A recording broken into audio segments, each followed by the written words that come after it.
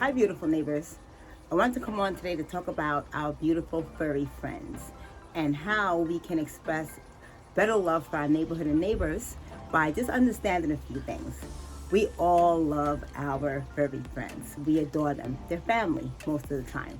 However, if the furry friends become something of a burden to other neighbors, well, it just kind of makes for some angst, unpleasant living, and things that, we can totally avoid just by taking a few simple considerations for our neighbors.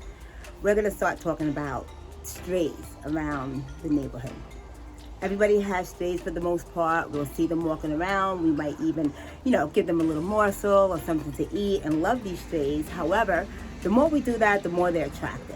And strays can cause a lot of damage. They can cause, some problems maybe with children because strays aren't the cleanest and they do carry diseases. And if your children are playing with the strays, you're putting them in a bit of danger, without really realizing it or thinking about it. All we see is a beautiful animal that might need some food and love.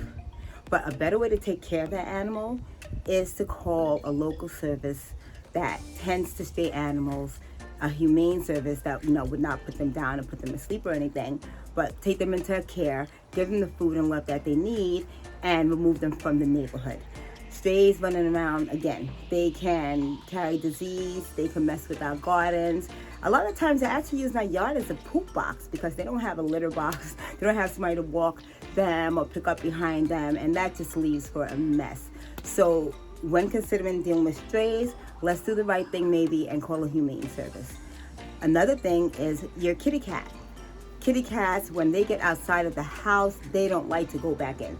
And then they pose the same problem as a stray. They're going in the garden, they are, putting feces in other people's yard, they're digging up things they shouldn't be digging up. And it just kind of makes it unpleasant for the neighbors who we should love as much as ourselves to deal with.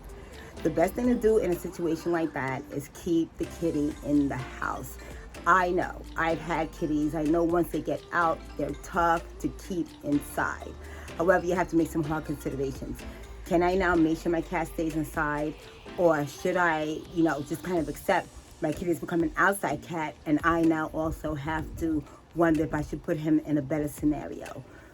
With that said, obviously, if you no longer want your cat and dog, please don't let them outside free.